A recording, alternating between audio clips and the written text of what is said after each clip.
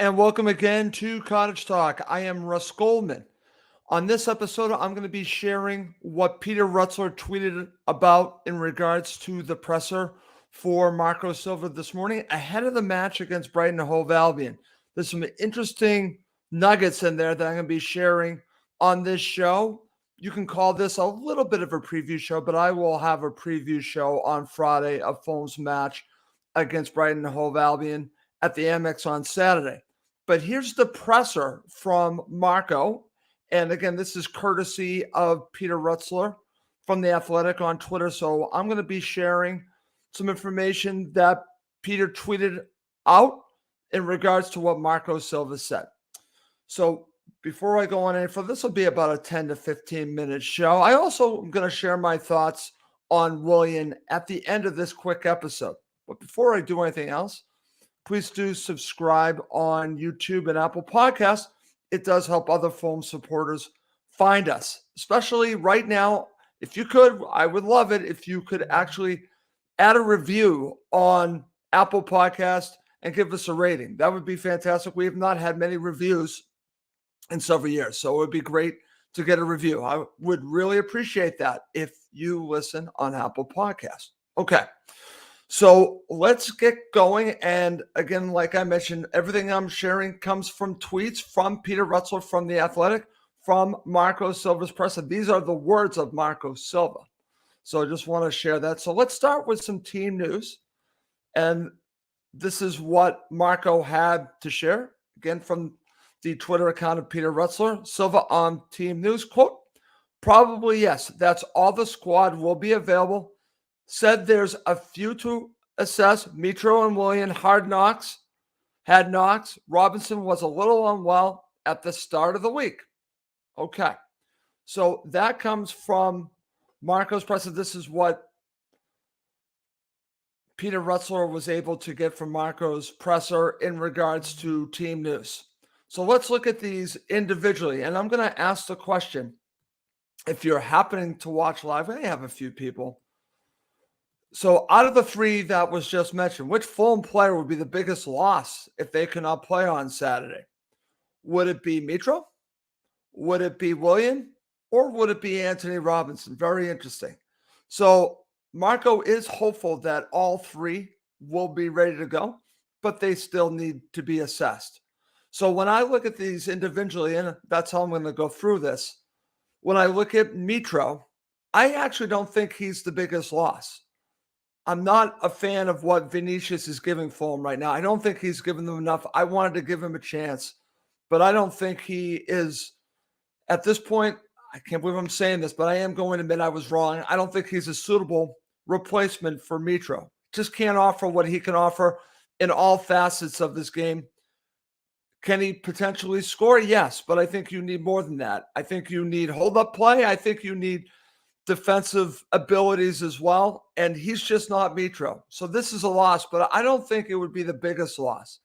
Willian would be a significant loss because he's played so well and he's offered so much to Fulham Football Club.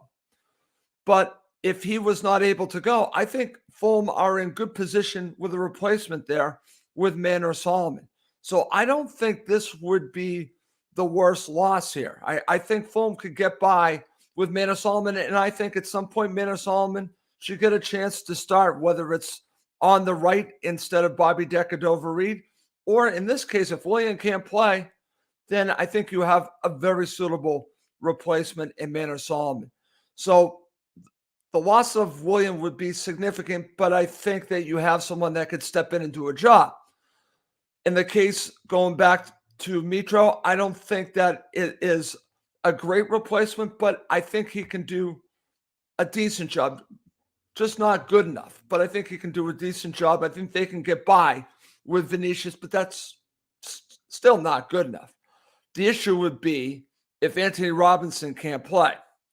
Now, let's hope he's okay. It says, according to the presser, that he's feeling a little bit unwell. So if that's the case and he cannot play, this is a significant loss. This would be the biggest loss because right now, especially going against a team like this, I do not want to see Layvin Kurzawa starting for Fulham against Brighton Hove Albion. I just don't want to see it. I might consider if this was the case, playing Tim Ream at left back and playing a duo of Tosin and Diop. I don't think he would go with that. I think he'd play Kurzawa, but Kurzawa scares me. Kurzawa scares me at this point. This, I think, is a miss for the recruitment team. I was hoping he would come good. I would not play Levin Kurzawa if Anthony Robinson can't go. But I'm sure Marco will play Kurzawa. He knows better than me, but that's just my opinion on that. If this was to play out of these three players, say, and for me, the worst case scenario would be Anthony Robinson not being able to play. And that just shows his value to Fulham Football Club. It also talks a little bit about Kurzawa, because Kurzawa, I think, has been just not good enough. Let's see. Here's from Neil Stewart. He says, great question, but I say William. I see why you're saying that. Steve Reynolds, he agrees with me. Jedi, as we need attacking backs. Steve, I'm glad you agree with me. We actually agree sometime. We do agree. And then, of course, Neil changes his mind. You changed my mind. Agree on Jedi being the biggest potential loss because of the drop-off to Kurzawa. That's kind of how I'm looking at this, Neil. If you look at Mitro, if you have to play Vinicius, you have to play Vinicius. It is a drop-off, but I think this one with Kurzawa to Robinson is a much bigger drop-off. So that's why I'm going with Robinson being the potential biggest loss. But let's hope all three players are available. I'm just playing the game here, and let's see what ends up happening on Saturday. This is, again, coming from the words of Marco Silva, that there are three players to watch for this upcoming match heading into it against Brighton Hove Albion. Also want to mention that Peter also tweeted this, and we already knew this, except Tom Kearney, ankle injury, and Neeskens Cabano long-term. Cabano's out long-term, so that wasn't even a factor. Didn't mention Tom Kearney, but I'm glad that Peter now mentioned. I have a feeling that Marco mentioned it as well. Tom Kearney, I've heard different things. I'm sure he's going to be out for at least a few weeks. Who knows? It could be longer. We'll have to see how this plays out. I think Fulham have cover, but not for what Kearney offers. Kearney offers calmness in the middle of the pitch if you need to change things up.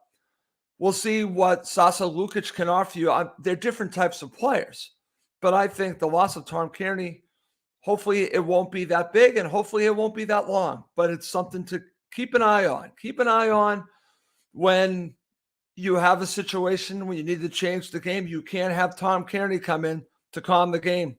You would probably have to bring in Sasa Lukic, and he just offers something different. Okay, so let's move on. Let's talk about what Marco Silva had to share about Willian. Again, this comes from the Twitter account of Peter Rutzler from the presser. Quote, he's a really humble guy, always open to lose or improve. He doesn't like to miss a session, even if we try to manage him. He's a top player, unquote. So that just speaks volumes on Willian. It really does. Willian is a player that I think has given you so much. We did not expect a lot, but he's a true professional. And I think he is actually making other Fulham players better to play with him.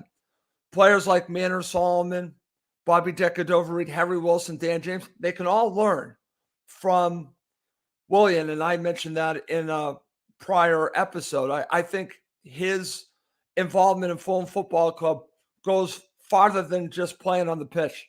I think he's a true leader, a professional, and I think others are learning from him, which I think is great.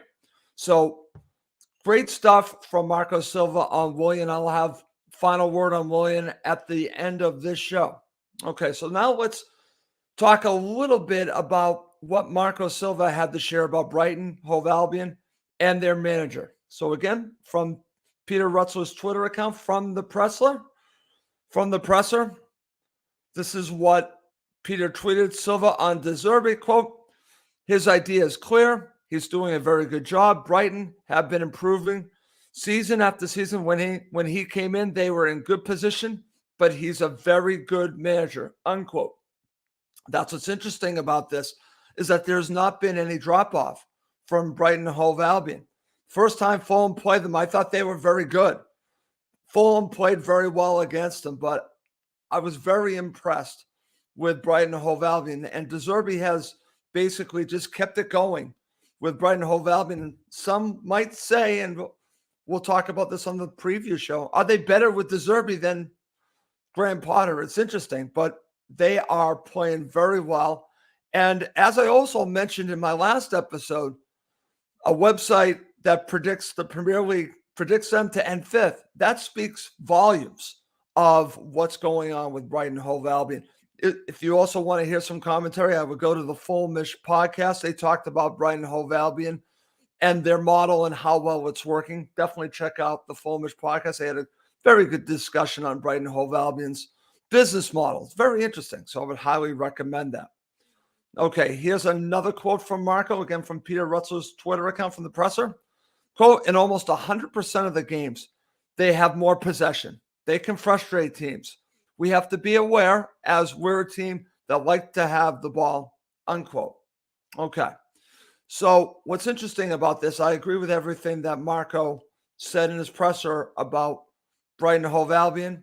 They're going to have the majority of the ball.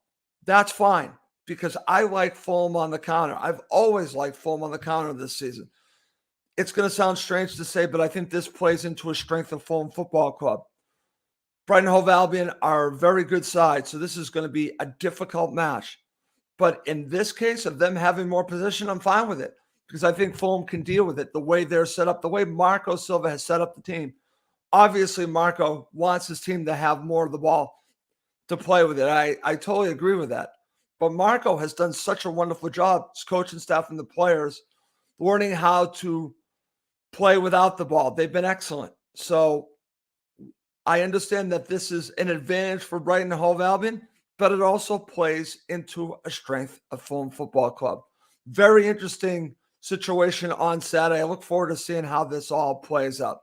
Okay, coming up next to end this episode, I'm going to share my thoughts on a report coming out of Brazil in regards to Willian.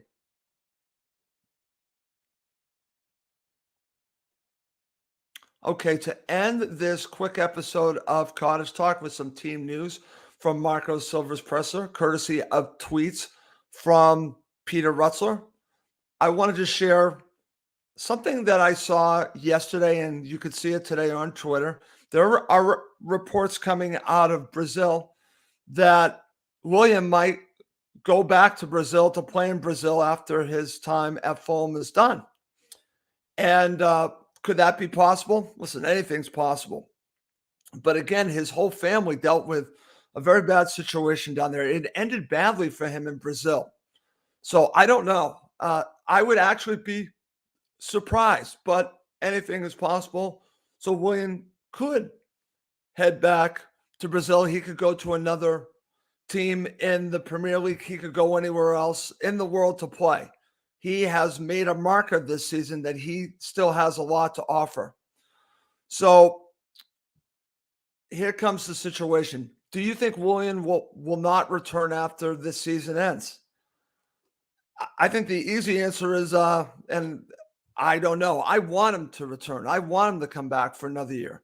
But I do think that he will have options. And I think Fulham need to do their best to try to entice Willian to stay. Listen, we know he wants to be in London. So he's got a good situation here. If I'm Fulham Football Club, if I'm Tony Khan, Shahid Khan, the coaching staff emphasize to him what he has brought to Fulham Football Club and what he means to being with us, and hopefully he'll want to stay and sign a new deal. And I hope that ends up happening. I just don't know how this is all going to play out. All the cards are with Willian on this. But the only thing I will say is that I think it's obvious he's taken to the club. So I think that there is an opportunity here.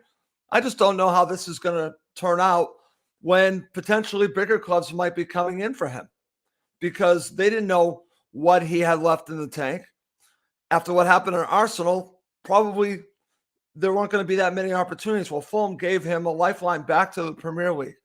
So I hope that he does stay. But this is something that we're going to have to watch. When I saw the report, I don't think he's going to go back to Brazil, but who knows? Like I said, anything is possible. I do have a couple of comments. Let's see. This is from my friend here. He goes, I'm with Fulham, not Chelsea the rest of the season. Chelsea is embarrassing. Okay, well, I'm not going to disagree with you there. This is from Steve Reynolds. Depends on loyalty. We brought him back, and I hope he gives us another season. Interesting take there, Steve. Loyalty is one thing. Money's another.